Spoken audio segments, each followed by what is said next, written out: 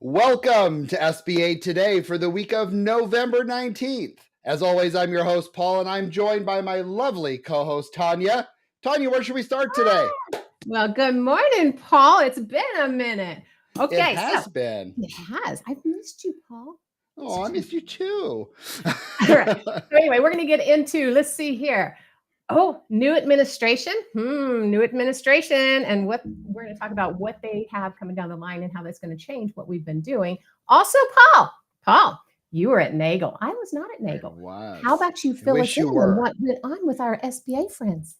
Well, there is definitely a lot going on. But before I do, I want to say thank you to all of our people that came up to me at Nagel and gave us kudos on this show. Thank you very much. Again, Tanya, I wish you were there. There was even one that said that you were pretty sexy. So I just wanted to throw that out there. Thank you. You're welcome. So Tanya's always accepting dates within the SBA community. So put your comments down below. Wow, he is pimping me out. Wow. Come on now. Oh, well, hey, I think I get like a recruiting fee? I don't know, 25%. Isn't that what the going rate is? It's a referral fee? Yeah. Yeah, so I get a referral fee. Oh, anyway, sorry, Tanya didn't see that one coming, guys. So yeah, anyway. So let's talk about Nagel, like what actually happened at Nagel. First of all, I just want to give a shout out to the Nagel crew. First of all, if you're in SBA lending and you are not a part of Nagel, what is wrong with you? It's kind of a requirement of being alive in this industry. They provide a lot of great support, etc. So I definitely strongly recommend that. But what I want to talk about is obviously we have a new administration. We're not going to get political, but whether you like it or not, we get a new administration. And I think what's going to be really interesting is there's going to be some changes, and we'll see how that goes. But definitely these are some things that we're going to talk about. So one is we believe is that the SBA fee waivers enjoy this next year, guys, because I think it will dwindle away and it will go away after that. So just be careful of that.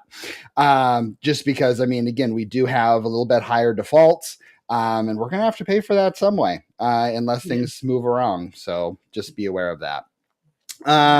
So the again, the Small Business Committee will be run by Republicans. And if you've watched any of the CNN, which I'm sure, Tanya, you're just always on CNN watching whatever I don't boring shit they do, right? Nope.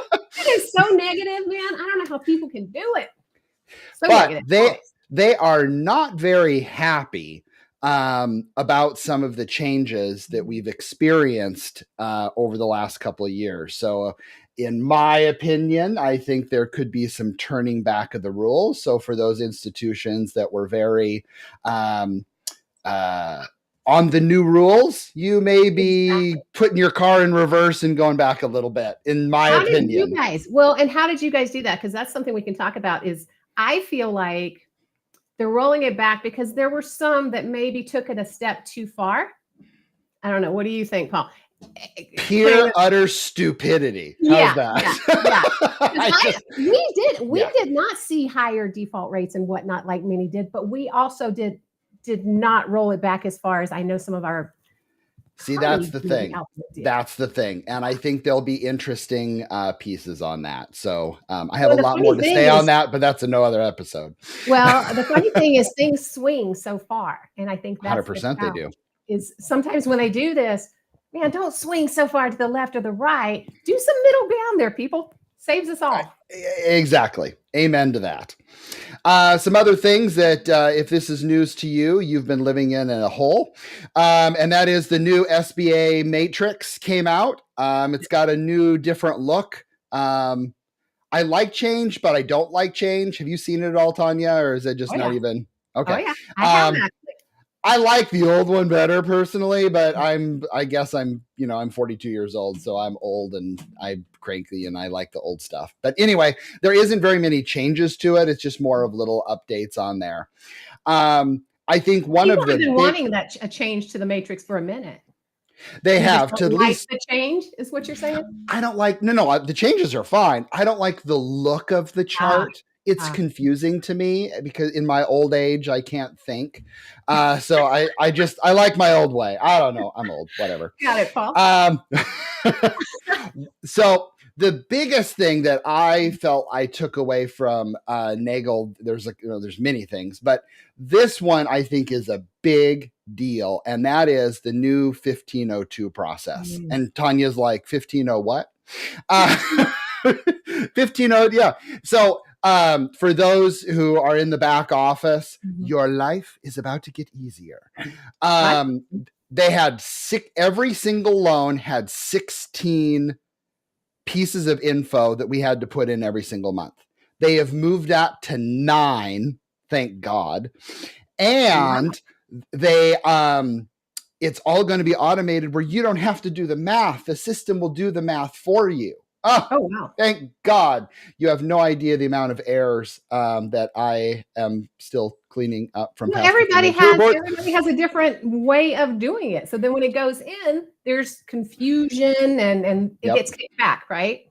I heard a little rumor that there was 14,000 errors that the SBA has to clean up. And that's just for secondary market, by the way, of not balancing with the institution. So they had to do something. And so kudos to Guidehouse for making the effort on that. And all of you guys that are working on the front end like I do versus the back end where Paul does both, it affects you because if we have issues on the back end and these things get kicked out, it slows down the process for you as well. So all of you on the front end, such as myself, it still affects you as well. So pay attention. And no more wires. It's now going to be ACH. Which is going to be a very good thing. So again, they're really modernizing it. Actually, little secret is that actually you can start playing with it starting this in a few weeks. But there's a bunch of trainings that are going to be coming out. So take the training first, and I'm going to be the first person there at the starting line. Let's do this. You just gave up the secret. So now there's no more secret. Now everybody but we're all friends though, so I only share secrets to my friends. So got it.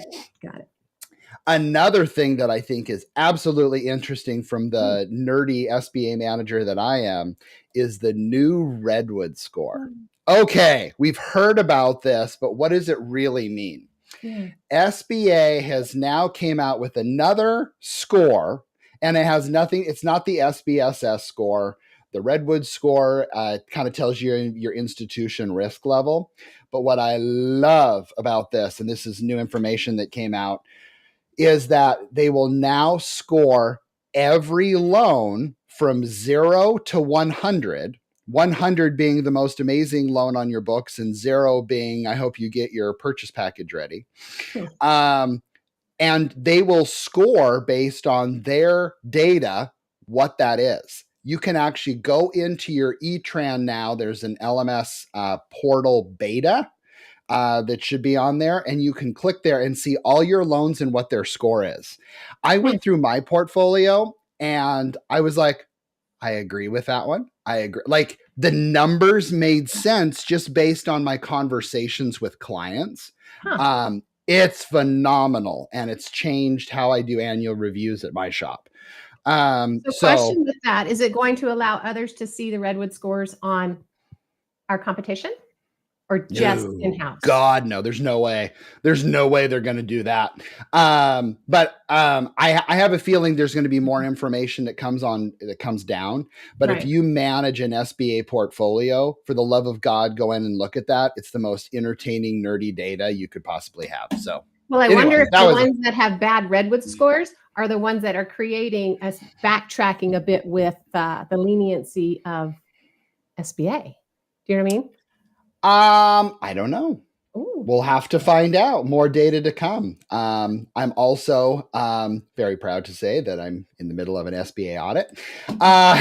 And it'll be interesting to see what they do with the Redwood score in that. So it'll be interesting. Yeah, so I'm really excited to see that because I'm a nerd. Another thing is I know. Lender Match. I know, Tanya, this is your favorite. You love Lender Match. Madison, go ahead and show the image on this one. I thought this was uber cool. This graph shows where most of the lender matches are coming from. And the one that just shocks me wholeheartedly is down in Florida. I just am so shocked that Florida does so many SBA loans. I'm being sarcastic. I was like, what? I'm sitting going, No, so Florida, Texas, and California are the big ones of where most of the deals are coming from. You know, I look at Denver. It's a cute little circle there in your world, Tanya. Seattle is about the same as yours. So I guess I see why we have a bunch of lenders in California, Texas, and Florida. You hear something funny from my shop? So because we cover all of those except for California, right? And we've made it to where the loan officers in each state for lender match. Now we can lend across states, right? Sure. But for lender match itself, we can only do our own states, right? And we have significantly dropped in Colorado with as far as what we get on lender match for a Colorado loan. Our Florida and Texas peeps, man, they are killing it. I'm like, come on, man. Come on, Colorado. Colorado, get in there. Yeah. Anyway. And yeah. That's okay. I guess I'll just move to Florida with all the other BDOs on the United States. Last but not least, Okram. They're doing their audits, and that is definitely one thing that we all need to be aware of, even if doesn't directly affect you. It's important. Double check your math when a loan is fully collateralized. A common mistake is, well, my bank says 75% loan to value, so that's what I use. That's not what SBA says. SBA says 85%. So you definitely need to make sure you're using SBA's definition, not your institution's. And that's a very common thing, apparently. That's surprising to me. Yeah. And this one was preached quite a bit from Eddie and his team that was there. And that is that E-Tran data must match what happened in real life, which, okay. I mean, it sounds simple, but we're missing that. Examples. Explain. I was going to say. Yeah. Not putting in the packaging fee. Okay. If you charge $2,500, you charge $2,500. You just don't need the $159, but you got to make sure you put in the $2,500. Interesting that people aren't doing that. People are missing guarantors and borrowers. I'm like, it's a bit of a problem. And think about what that does to like your SBSS score if it's under or whatever. Use of proceeds does not match what was finalized. And the last one, which I think is interesting and kind of scary, is the NACIS code is wrong. Well, we all know the NACIS code is critically important, especially with affiliation. So that was very interesting. So make sure within 15 days that your E-Tran matches what you actually did. That was surprising to me, Paul. I don't know. Let's stick on that for just a second.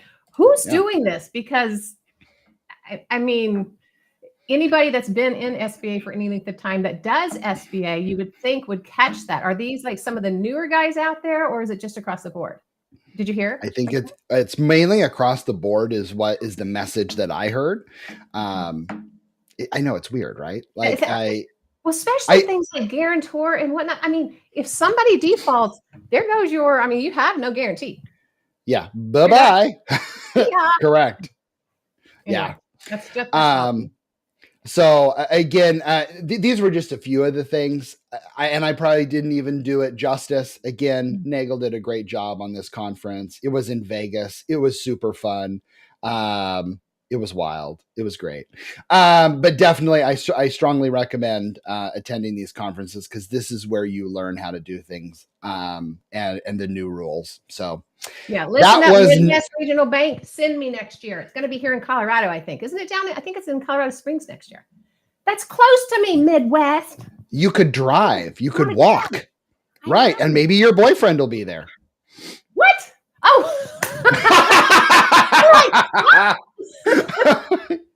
Anyway. So continue Anyway. this freaking show. I do love you all.